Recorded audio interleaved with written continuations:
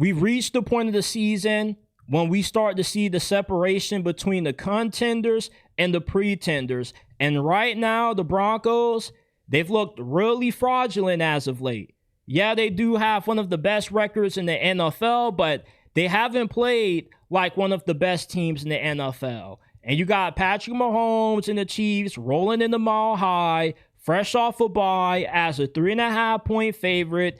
This is going to be the game that shows us truly what the Broncos are. Do they truly have the ability to make it out of the AFC and compete for the Super Bowl? Or are they going to fall apart in this second stretch of the season? Now, we know that the Broncos have a phenomenal defense. Even without Patrick Surtain, the reigning defensive player of the year, you have Nick Bonito and Jonathan Cooper, who are more than in that discussion for defensive player of the year. And we also can't forget about Zach Allen. So with how much talent the Broncos have on their defensive line, this defense is going to give the Broncos a fair shot, a puncher's chance of winning this game.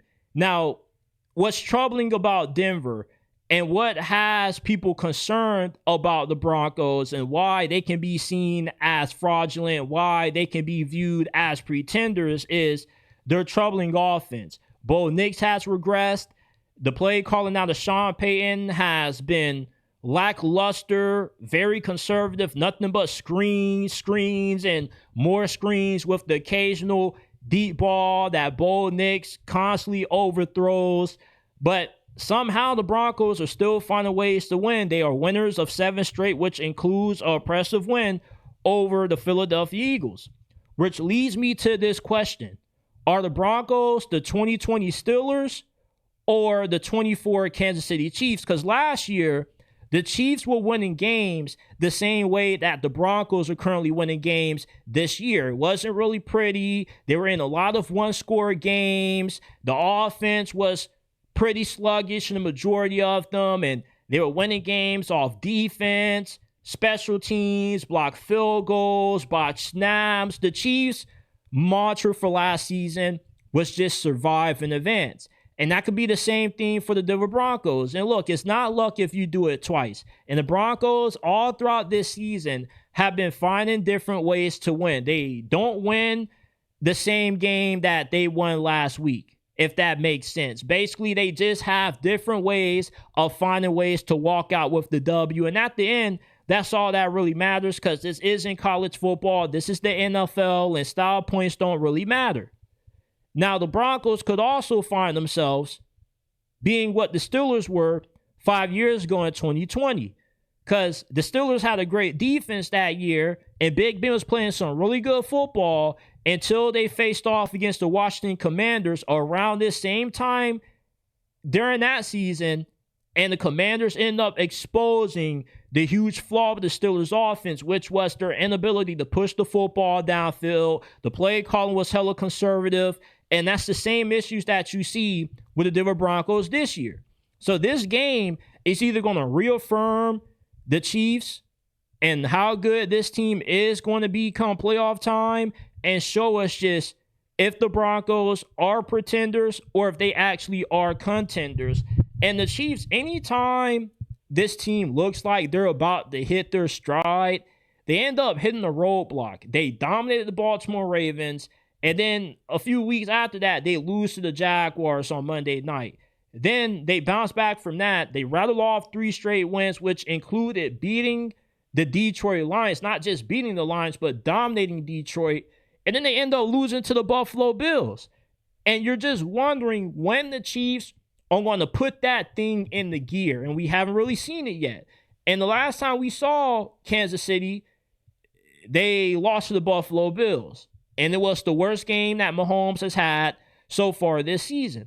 Now, good news for Kansas City is you get your stud offensive tackle, Josh Simmons, back. However, the Chiefs' run game is severely going to hurt them. We know how good this Broncos defense is, and they're one of the best teams against the run.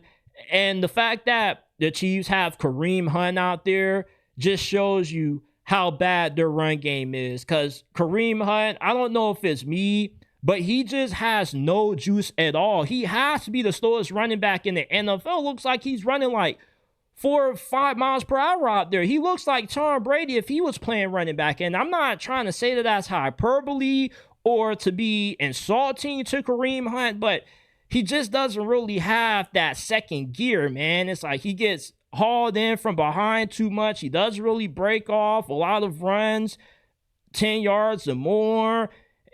And same thing with Isiah Pacheco. Now, he's a lot more faster, but he doesn't really have great vision. Like, the Chiefs are going to have to win this game off the strength of Patrick Mahomes and Andy Reid's play calling, which they definitely have the ability to do that, but it's going to be really tough to put up points on this Broncos defense. And this is going to be one of those old school defensive slugfests. It's going to be one of those 17-10, 13-10 kind of games. Offense is going to be at a premium. I got the Broncos shockingly winning this game. Look, the Broncos are one of those teams that it doesn't matter how they win. It may be a shootout one week, a slugfest the next week. All that matters is that they're just finding ways to win. They're finding ways to survive and advance. And I don't know how sustainable this style of play is for the Broncos, but that's just one of those things that you worry about next season. We probably see the Broncos struggle to win these close games, somewhat like how the Chiefs did last year. The Chiefs were in a bunch of one-score games, and they were able to win them. And you can't say that the way the Broncos are winning is fluke and luck. It's not luck if you can do it twice. And the Broncos have been doing it multiple times this year. And I think that they do it again, and they find a way to beat Kansas City. Hell, they had Kansas City against the ropes last year. Remember, they had that blocked field goal? So the Broncos do have the Chiefs' number. Now, the Chiefs' offense is more improved this year than what it was last year. This is the best offense that the Chiefs have had in, the last 4 or 5 years since they got rid of Tyreek Hill. But even without Patrick Surtain, with Jonathan Cooper, Nick Bonito, both candidates for Defensive Player of the Year, they're going to be harassing Patrick Mahomes. And I don't think Kansas City's offense ends up having a good afternoon. And I got the the Broncos winning this game 17-14, and I got them covering plus 3.5. This probably would be the biggest upset of the week, considering a large majority of the public is taking Kansas City. And look, they say great minds think alike. I'm going to have to fade the public on this one and take the team that just finds ways to win.